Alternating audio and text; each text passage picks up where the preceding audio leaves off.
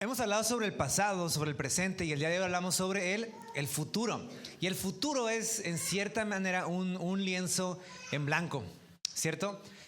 Creo que todos hemos tenido situaciones en nuestra vida donde todo lo que viene por delante es un lienzo en blanco.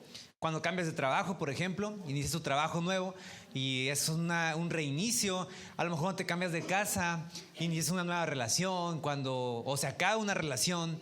Esos inicios futuros son lienzos porque están ciertamente vacíos. Pero si somos sinceros, realmente ningún lienzo es totalmente blanco. En otras palabras, ninguno de nosotros comienza desde la nada. Un lienzo en sí mismo ya es un marco de circunstancias, de tiempos, situaciones. Los artistas no es que haya un solo tipo de lienzo, hay distintos tipos, distintos tamaños, cada uno te va a servir para uno diferente. Y así para ti, para mí, nuestra vida, cada uno de nosotros sin duda tiene pues circunstancias y a veces son adversas y esas circunstancias adversas generan creatividad cuando te quedas sin trabajo, ¿verdad? ¿Qué hago? Y de pronto comienzas a generar de otra manera. El futuro realmente es una oportunidad. Y en cierta manera nosotros como humanos tenemos esta habilidad de pensar, de soñar, de planificar. Y es una bendición, pero al mismo tiempo también es nuestro castigo. Porque cuánta gente no vive aterrada por el futuro, pensando si va a sobrevivir la próxima semana, si todo va a estar bien. Le dan el trabajo y lo siguiente que piensa es, ¿y qué tal y lo pierdo? ¿No? Somos humanos, tenemos la gran habilidad de planificar y ver el futuro y saber qué queremos y alcanzarlo, pero al mismo tiempo ese futuro nos puede dar temor, nos puede llenar de miedo. Pero Dios nos invita, por cierto, a planificar. Dios, en su palabra, gran parte de ella está construida en base a la presentación del futuro que viene o del futuro que está. Desde el Antiguo Testamento, cada uno de los profetas, de hecho la palabra profecía eso evoca, que el futuro es revelado ya en el presente de lo que algún día pasará. Y Dios, de otra manera, quiere darnos esas perspectivas del futuro, de nuestro presente, para que hoy vivamos y sepamos cómo vivir. Por eso bien se ha dicho que soñar es el lugar de los valientes. Pero también la fantasía puede ser el laberinto de los cobardes. Porque cuando soñamos, nuestra mente se expande. Vemos los planes, ves tus proyectos y están ahí, inalcanzables, pero de una otra manera prontos a ser materializados. Pero cuando fantaseamos, la misma palabra fantasía evoca una falsedad. No hacemos irrealidades. Te pongo dos ejemplos.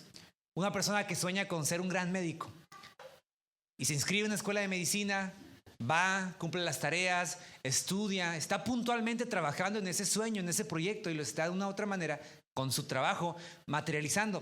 Pero ¿qué pasaría si al contrario yo nada más fantaseo que quiero ser un gran médico y recorto en las revistas gente con bata, le pongo mi carita, escribo artículos del doctor en eminencia, ¿verdad? Como alguien muy famoso que se hizo aquí en México hace unas semanas, que falsificó toda una profesión de psiquiatría y sin ser realmente. Es una fantasía, es un irreal. Puedes trabajar en eso una y otra vez y no estar realmente llegando a ningún lado. Pero para que un sueño realmente tenga la característica de ser algo materializable a futuro, tiene que ir más allá de ti, tiene que ir más allá de tu ombligo, tiene que ir más allá de los que están a tu alrededor únicamente. Porque ese tipo de sueños son pequeños. Se pueden lograr quizá, y van a hacer mucho ruido, probablemente. Pero cuando te mueras, o cuando tu sueño y todo lo que alrededor de él construiste desaparezca, nadie jamás lo recordará. Entonces, un sueño, para ser realmente trascendente, tiene que tener la característica de procurar un bien mayor, un bien que vaya más allá de ti o de la próxima quincena o de tu vida o de lo que tú puedas ver y degustar. ¿Y qué pasa cuando nuestros sueños están enfocados en nosotros mismos? Pues nos desilusionamos cuando se realizan. El pueblo de Israel era un pueblo bastante soñador.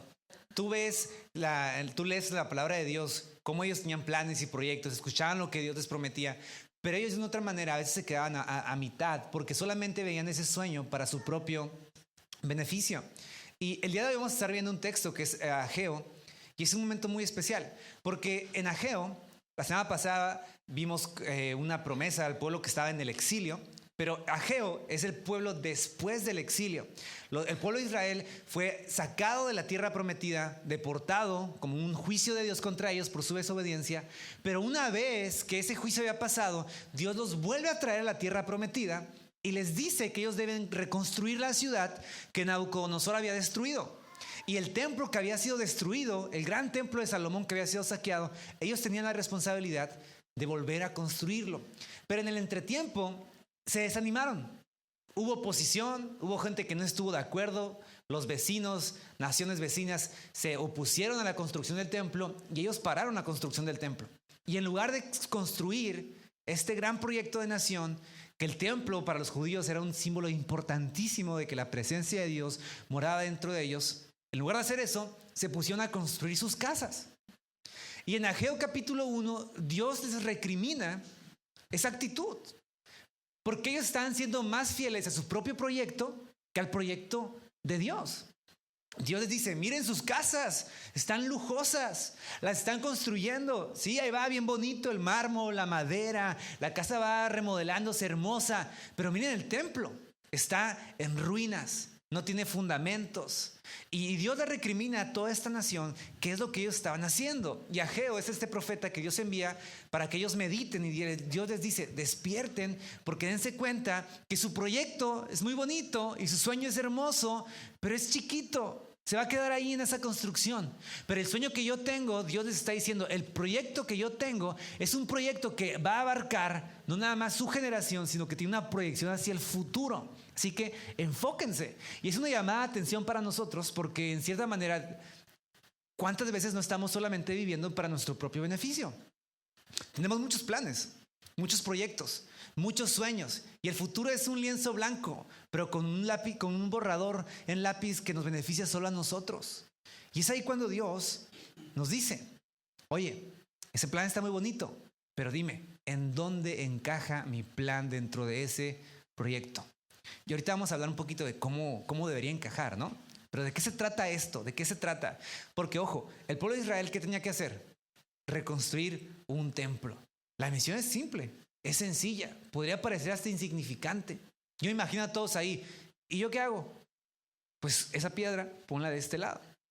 Pero eso, ¿cómo contribuye a la gloria de Dios y a su reino? Esa piedra, ponla de este lado. Pareciera insignificante, pero veremos a lo largo de este pasaje cómo Dios realmente tenía un propósito más grande para el pueblo de Israel. Y por eso este mensaje es titulado El futuro, construyendo sobre las promesas o sobre la promesa de Dios. Es nuestra misión construir sobre la promesa de Dios. ¿Cómo funciona eso? Vamos a ir por favor ahí, si tienes tu Biblia, a Ageo. Ageo es uno de los profetas menores. No porque sea menos importante, se les dice así porque es menor en tamaño. ¿Ok? Profeta menor, Ageo. Así que si tienes tu Biblia o tu celular, te va a pedir que vayas conmigo a Ageo capítulo número 2. Está difícil de hallar en tu Biblia, se esconde a veces. Ageo capítulo 2.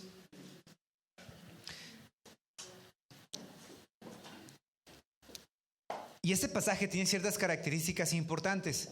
La primera de ellas, y que te darás cuenta, es que Dios le está hablando al pueblo de Israel en ese momento y en esa época, pero es como un ya, pero todavía no. Hay cosas que se van a cumplir en ese momento, pero otras que van a cumplirse mucho después, ¿cierto? Es como cuando Jesús vino. El reino de Dios vino, ya vino, pero todavía no por completo. Se está estableciendo y algún día será establecido. Y este pasaje, Dios desde la eternidad habla tanto al pasado como al presente y también para nosotros al futuro. Lo voy a leer, Ageo 2, 1 al 9. Escucha porque está muy bueno el pasaje. ¿Qué dice? El día 21 del mes séptimo vino la palabra del Señor por medio del profeta Ageo. Pregúntale a Zorobabel, que era el rey, hijo de Salatiel, gobernador de Judá, y al sumo sacerdote Josué, hijo de Josadac, y al resto del pueblo. Pregúntale lo siguiente: ¿queda alguien entre ustedes que haya visto este templo en su antiguo esplendor? ¿Qué les parece ahora? ¿No lo ven como muy poca cosa? Pues ahora, ánimo, Zorobabel, afirma el Señor. Sé fuerte, Josué, hijo de Josadac. Tú eres el sumo sacerdote. Sé fuerte, pueblo de esta tierra, afirma el Señor. Manos a la obra, que yo estoy con ustedes, afirma el Señor de los ejércitos. Mi espíritu permanece en medio de ustedes, conforme al pacto que hice con ustedes cuando salieron de Egipto. No teman. Así dice el Señor de los ejércitos. Dentro de muy poco haré que se estremezca el cielo y la tierra, el mar y la tierra firme, y haré temblar todas las naciones, y lo deseado por todas ellas llegará aquí. Y así llenaré de esplendor este templo, dice el Señor de los ejércitos. Mía es la plata y mío es el oro, afirma el Señor. El resplandor de esta segunda casa será mayor que el de la primera, dice el Señor de los ejércitos. Y en este lugar concederé la paz, afirma el Señor. ¿Qué está pasando aquí? Cuando los israelitas vieron el plan de Dios y comenzaron a construir el templo, muchos de ellos se decepcionaron. Muchos de ellos comenzaron a tener pensamientos encontrados. ¿Por qué? Porque sus expectativas eran demasiado altas. Muchos de ellos habían visto el primer templo de Salomón, el templo que estaban reconstruyendo. Te voy a poner un ejemplo muy práctico. Esta casa tuvo mejores días. Esta casa probablemente hace 50, 60 años tuvo mejores días. Cada parte de ella, sus maderas, sus espejos, sus vidrios, sus baños, en su momento probablemente eran de lo mejor. Pero con el tiempo y con el descuido, a veces pasa lo que sucede. Las cosas van empeorando. Pero el templo no había sido únicamente descuidado, había sido destruido. Es decir, donde había algo, ahora no había absolutamente nada. Y Dios les dice, reconstruyan ese lugar. Pero había personas que habían visto ese templo en su primer esplendor, cuando Salomón lo había terminado de construir. Y lo habían visto hermoso, lleno de oro, con sus figuras, con sus adornos. Y obviamente, en comparación a ese templo antiguo, cuando veían este nuevo que se estaba levantando, ¿qué pasaba por sus mentes? Decepción. Decían, wow, esto no es nada comparado con lo que algún día fue. Y el pueblo de Israel enfrentó esa decepción. En Esdras 3:12, justamente otro libro de la Biblia hablando sobre este pasaje, dice que los ancianos que habían visto el primer templo, cuando se echaban los cimientos, lloraban delante de él. Mucha gente celebraba, pero ellos lloraban, porque de una u otra manera había decepción. Ellos estaban diciendo, no es lo que pareciera, no es lo que debería ser. Y Ageo los está llevando a reconocer ese sentimiento y a expresarlo con mayor profundidad. Dice, ¿queda alguien entre ustedes que haya visto el esplendor del tiempo? Pues, ¿qué les parece ahora? ¿No lo ven como muy poca cosa? Y tanto para ellos como para nosotros, a veces la obra de Dios que está haciendo en tu vida, en la mía, en tus circunstancias donde nos ha puesto, hemos hablado sobre eso, ¿verdad? Como el lugar donde tú y yo estamos, de una otra manera, finalmente es el lugar donde Dios nos puso. Él es soberano sobre eso. Y nosotros podríamos ver nuestra vida, nuestras circunstancias, como ese pueblo de Israel y decir, qué poca cosa, ¿no? O sea, yo nada más trabajo, es todo lo que hago. O yo nada más estudio, o a lo mejor yo nada más estoy en la iglesia, pero pues la iglesia está bien chiquita, es poquita gente, no impactamos, el cristianismo no avanza, la ciudad no está siendo impactada y transformada por nuestra comunidad. Esto es poca cosa. Y Dios les está diciendo, ok, sí, es poca cosa. En apariencia es poca cosa. Tú lo estás viendo de esa manera y es poca cosa. Y sabes, probablemente lo sea. Probablemente a nuestros ojos y a los ojos de otros humanos, pues nos vean y digan, ¿qué tenemos?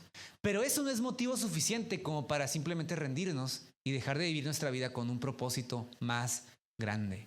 Porque, por cierto, tu vida y la mía en manos de Dios tiene un propósito más grande que el que podemos ver, más grande que el que nosotros podemos incluso imaginar. Pero para eso es importante que tú y yo lo creamos y que en base a esa promesa de Dios de que el futuro es más grande, nosotros podamos trabajar. Y Dios le está diciendo a esta gente, sí, es poca cosa, parece que nadie lo respeta, se burlan, no hay riquezas, no hay oro, no están las paredes como cuando Salomón las hizo, repletas de oro y de joyas preciosas. Ahora a lo mejor se tienen que conformar solo con la madera y con esos cimientos reciclados, pero yo estoy trabajando.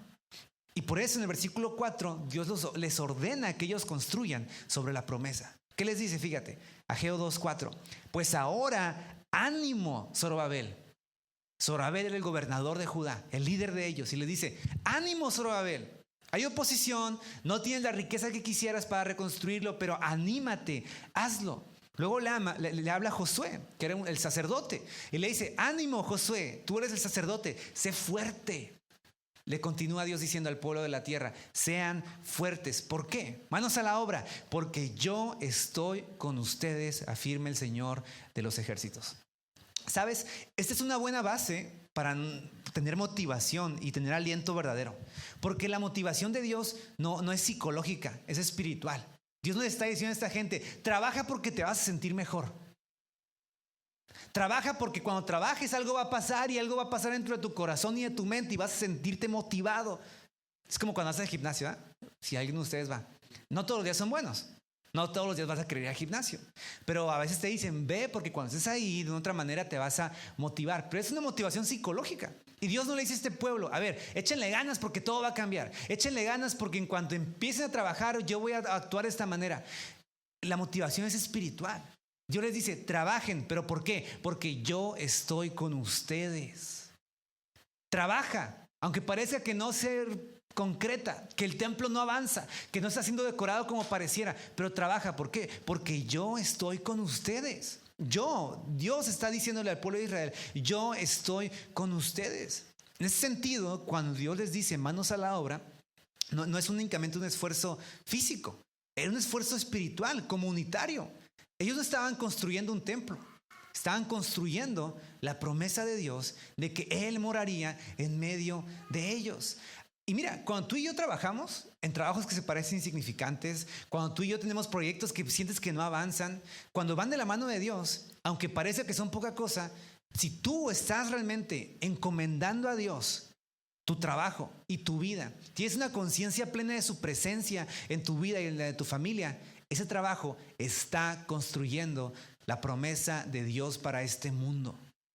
Sí, hacer zapatos mejores construye la promesa de Dios para este mundo, porque algún día este mundo será perfecto.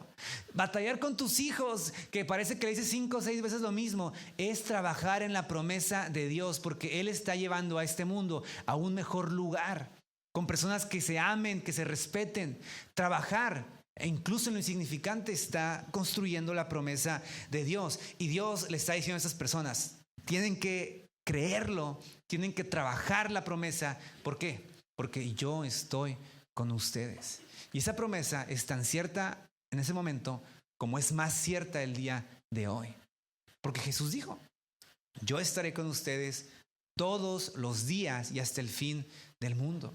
Y Jesús nos dice en Juan 15, yo soy la vid, ustedes son los pámpanos. El que permanece en mí, ese lleva mucho fruto, porque separados de mí, nada pueden hacer. Dios nos está invitando a ti y a mí, escucha lo siguiente, a permanecer cerca de Él si quieres que tu futuro trascienda. Si tú quieres realmente que tus planes, que todo lo que tú tienes delante del Señor apunten a algo más grande, tienes que filtrarlos a través de su sabiduría y reconocer lo siguiente, ¿por qué estoy haciendo esto? ¿Con qué fin? ¿Con mi fin únicamente? O sea, quiero más dinero, está bien, pero ¿para qué quieres más dinero? ¿Por el simple hecho de tener más dinero ahí acumulado en tu cuenta de banco?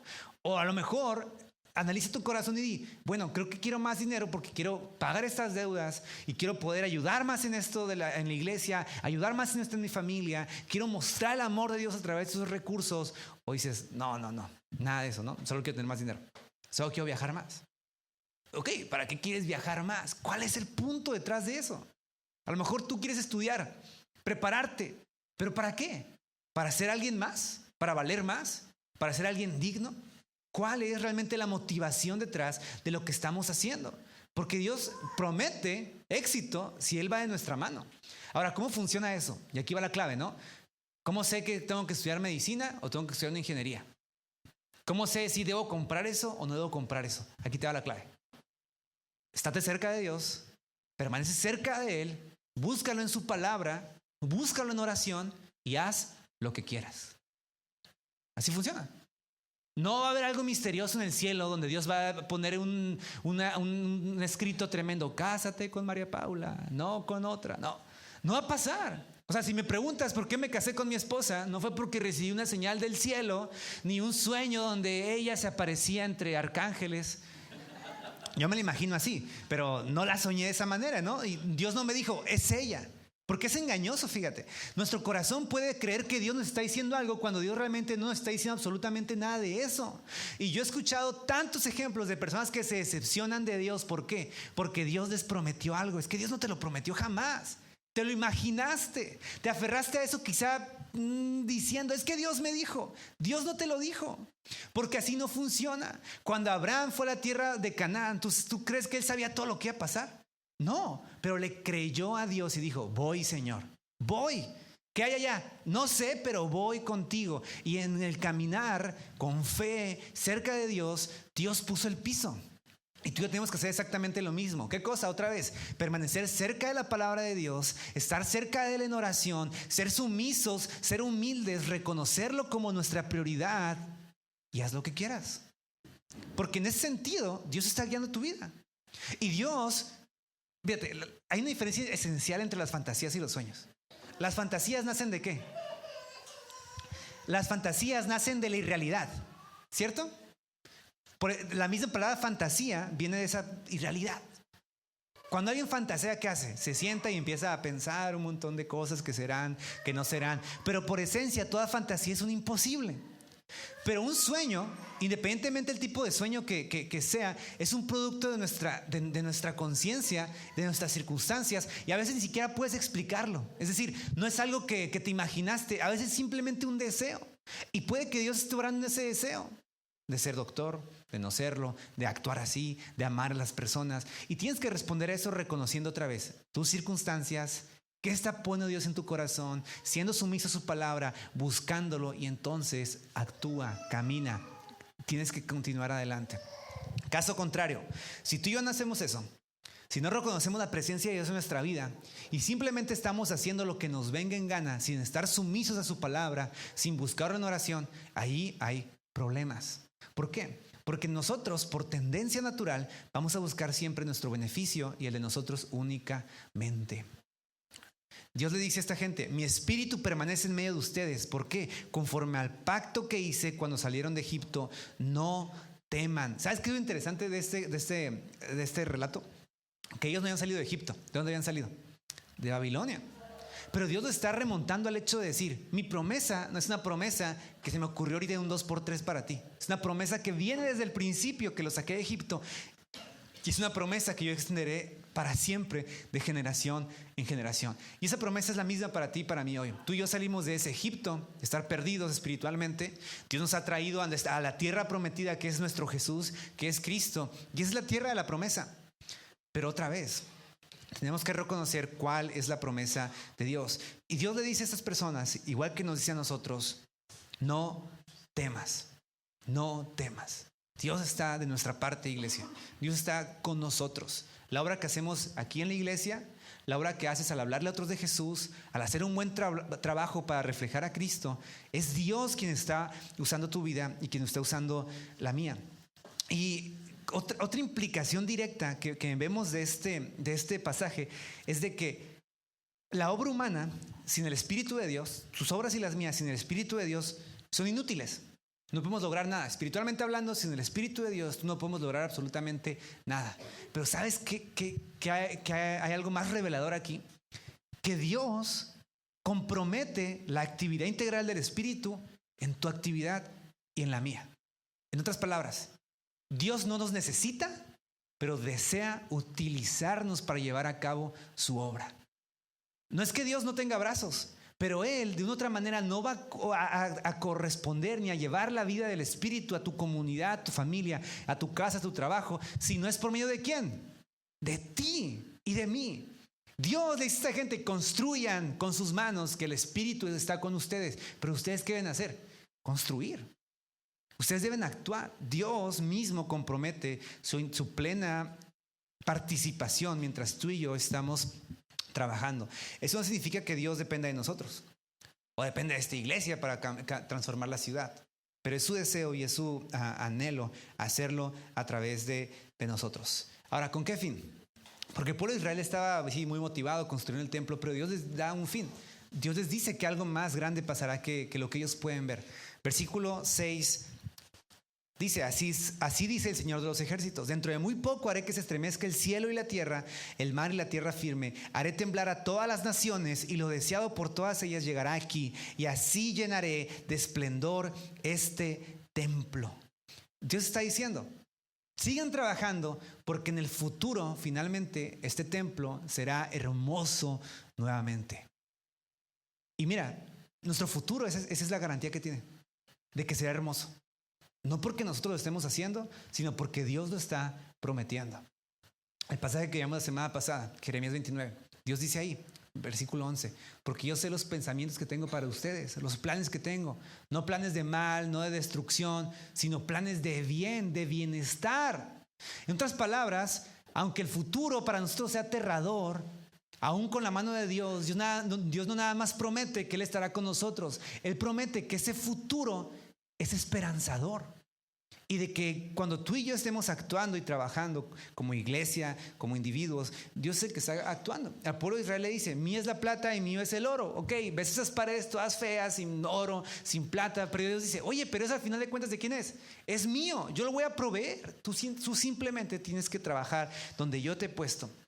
Dios les promete, el esplendor de esta segunda casa será mayor que el de la primera, y en este lugar concederé paz. Quiero que tú y yo nos llevemos esto en mente. Quien está actuando en nuestro futuro a través de nosotros es Dios directamente. Tú lees este pasaje y fíjate todos los verbos. Dios dice, yo haré temblar, yo llenaré, yo concederé, mío es el oro. En otras palabras, todo se está centrando en Dios. Y mira, lo mejor es que esta promesa tuvo un cumplimiento parcial con el pueblo de Israel. Más adelante en la historia del pueblo de Israel, riquezas de alrededor llegaron al templo. Y el templo fue hermoso. Pero ¿sabes qué? Ese templo nunca llegó a ser lo que fue. Y uno podría decir, entonces la promesa de Dios se quedó corta. No, porque Dios aquí a estas personas les está prometiendo algo más grande que el templo. Y es el evangelio. Es esta misión y esta gran noticia de que Jesús realmente, Él sería el templo por medio del cual todos nosotros tendríamos acceso a la presencia de Dios, no importando si estábamos en Jerusalén o en Tijuana. Y Dios prometió eso porque esa riqueza que es Jesús y es el evangelio realmente estremecieron el cielo y la tierra. Y todo el Nuevo Testamento da ese ejemplo de cómo Jesús es mejor y es finalmente el cumplimiento de esa promesa. Y mira, tú y yo trabajamos día y noche, nos esforzamos, Dios está con nosotros. Y en última instancia nuestra promesa de éxito es que Jesús algún día reinará. Así que por favor, te pido que no te desanimes. Te pido que tú viendo eso, viendo el evangelio, que la gran noticia que Jesús triunfó y que Él establecerá su reino, continuemos adelante. Sigamos adelante. Yo me pregunto, ¿qué áreas en tu vida y en la mía necesitamos someter al llamado de Dios para construir sobre su promesa? ¿Qué áreas en tu vida y en la mía necesitamos someter a Dios?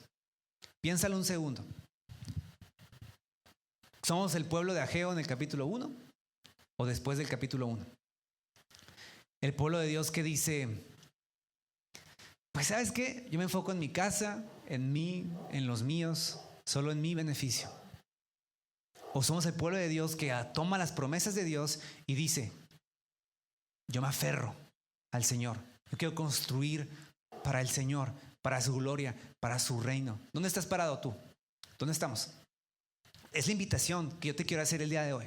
Que este año se acaba, viene el próximo año, ahorita hay vacaciones, a lo mejor ya vas a salir hay feriados, la escuela se acabó, pero enero inicia. Y este nuevo año inicia con una gran expectativa, pero no en nuestras fuerzas, sino en la expectativa del Señor. Y como tú y yo tenemos la gran bendición de unirnos a esa misión de Dios. Pero ¿cómo te vas a unir? ¿Cómo te vas a unir? Tus recursos este próximo año, ¿cómo los vas a utilizar? Tu tiempo, ¿cómo lo vas a utilizar? Tus estudios, tu trabajo, tu familia, ¿cómo lo vamos a orientar a construir este sueño de Dios? Que es hacer de este mundo otra vez un paraíso. Él lo hará. Pero nos está dando a ti y a mí la oportunidad de unirnos a esa misión y a ese propósito. Dios no nos necesita, pero desea utilizarnos y te ha dado a ti y a mí la gran oportunidad de trabajar más allá de nuestros ombligos. A mí me emociona eso, ¿sabes? Porque significa que cuando me levanto todos los días a las 6 de la mañana y que no quiero trabajar a veces, ¿verdad? Cuando me abrocho los zapatos y me subo al taxi y llego a la puerta de la oficina y la abro y recibo una llamada de un cliente que se está quejando, uno diría, ¿y esto para qué, no? ¿Acaso la vida es solo esto? Quejarme, trabajar. Pero cuando entiendo de que Dios me está haciendo parte de su plan y que es importante mi participación y la tuya en su reino, puedo hacer eso con amor, sabiendo que Dios utiliza eso para bendecir a otros. Cuando tú utilizas tu vocación, tu deseo, tus sueños, pero los alineas a la voluntad de Dios para el beneficio de su reino, para el beneficio de otros, Dios te va a bendecir y nunca te va a dejar. A lo mejor vas a perder oportunidades financieras, oportunidades de crecimiento, pero sabes que Dios nunca te va a dejar. Dios no va a decirte, híjole, perdiste la oportunidad de ganar 3,000 pesos más a la semana. Dios va a ver eso al lado de que tú te diste por otros y Dios va a decir, bien, buen hecho, siervo fiel. Así que siempre tengamos esa escala de valores. Esto aquí en última instancia, esto que estoy haciendo, esto que estoy emprendiendo, ¿a quién termina beneficiando? Porque otra vez, algún día partiremos y la cuenta del banco va a estar ahí, ¿verdad? Bien llenita. Y Dios va a decir, excelente, pero ¿cómo usaste eso para mi reino? Y va a ver Dios el tiempo, ¿no?